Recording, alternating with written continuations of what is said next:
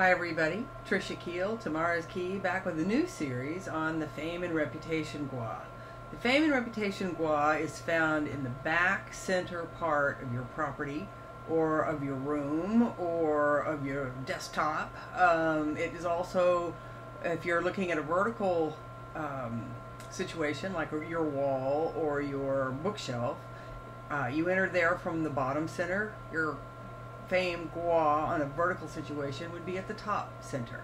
So at the top middle part of your wall is where you'd want to hang your diplomas or put something that has fire energy, because fame is all about fire and vision, how your light shines out in the world and how other people perceive the light that shines out from you. Your reputation should always be perceived as strong and clear and guiding and enlightening, as powerful as the beam from a lighthouse. There should never be any flickering or dimness or burnt out or other connotative things that you say that have meanings that are anything less than fully integrated words with actions that you are a man or a woman of your word, that you can be counted on to do what you say you're going to do.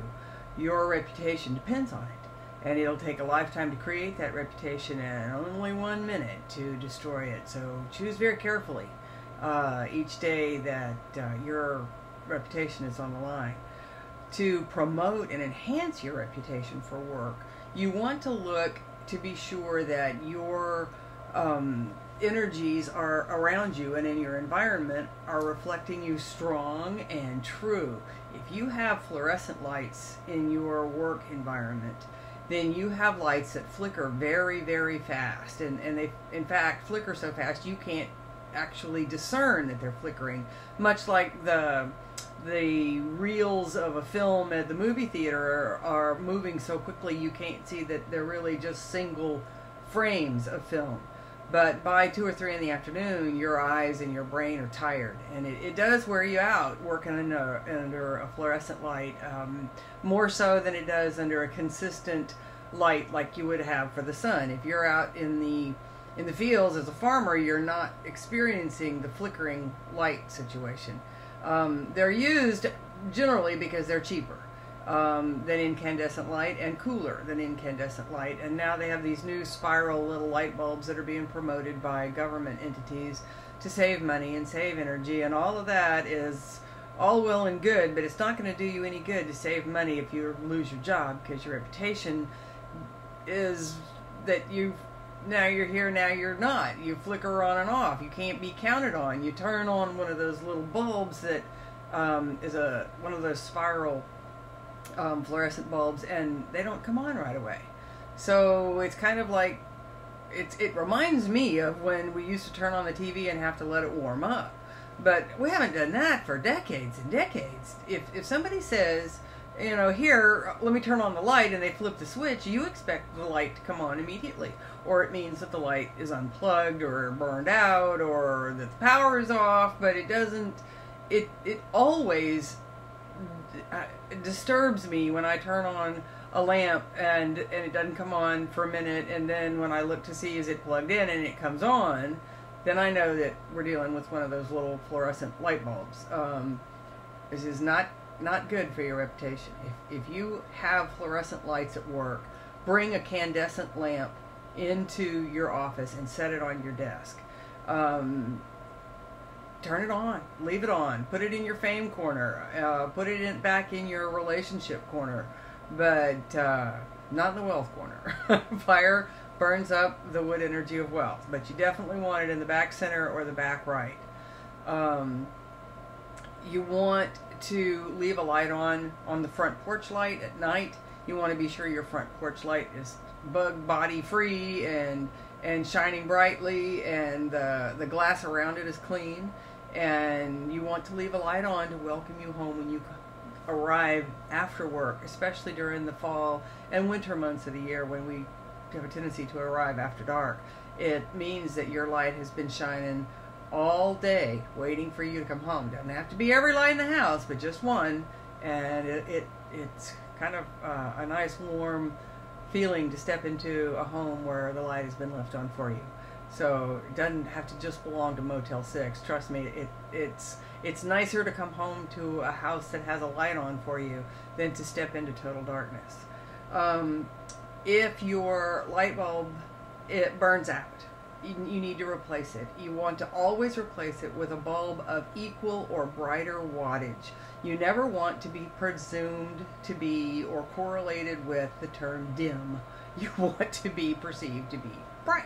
So get a brighter bulb, and never a dim. That's not to say you can't use a rheostat or a dimmer. That's a romance sort of thing, and a mood lighting sort of thing. But if your reputation starts to be connected to the term dim, then you're perceived as less intelligent than if you are perceived to be bright. So be careful with that. Let's talk about using candles to immediately add fire energy anywhere where they are. You could put candles on your dining room table. You can put them in your bathroom. You can put them in your bedroom and have a romantic evening in there. You can put them in the living room. You can set the stage throughout your house with little candles burning everywhere. Always use extreme fire safety. Put your hand above the candle holder and be sure that the heat is not burning the bottom side of a bookshelf that's above the candle where you have it placed in the bookshelf. Keep your candles small. Keep them enclosed in glass. This is an energetic process converting heat and fuel into light and heat. So yeah, it'll burn down your house, and it'll burn down your office, and it will burn you, and it'll burn your children. It'll set your hair on fire, and it'll set your cat's hair on fire. So if you have children or pets, be sure that you put the fire where they can't bump into it and they can't reach it. So use it safely. And when you're through using the fire, because you're never going to leave a lit flame unattended, even if it's a romantic evening, make sure that you put the flames out before you conk out for the evening. It's really, you don't want to burn down the house. Always snuff your candles as opposed to blowing the flame off of the wick. You don't want to be blown off. It is not respectful to blow off other people. Do not blow the flame off of a wick. Fire is a very useful, powerful energy, and you want it to always support you, and you want to respect it and know that it respects you. Remember, the quantum physicists have defined that the smallest quantity of consciousness is an atom. So an atom doesn't have to be a cell. It's any atom. When you snuff your candles, always thank them for the light and the warmth that they have provided your celebration. If after you have snuffed the candle, the wick is still burning with a little red tip, then lick your fingers and smother that piece of wick that is spewing smoke instantly, so that it's put out right away, and that your air stays fresh and the fire is honored. There's no long struggling death. Let's see what else. Out at home, you want to be able to see what is coming at you through space. So when you stand in your front living room or any of your front rooms and you look out of the windows of your house, number one, be sure the windows are clean enough to see out of. Number two, you want the bushes trimmed down so that you can see over them, and the canopies of the trees trimmed up so you can see beneath them. You don't want to give criminals or strangers places to hide. Open up the view so that you can see what's coming at you through space. And you could do this by keeping your trees lifted up off the ground and you're 8 feet clearance from the ground, and bushes no taller than 4 feet. Make sure your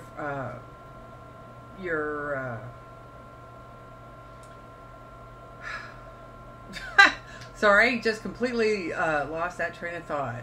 So I will take it that that is an indication that I should stop this here.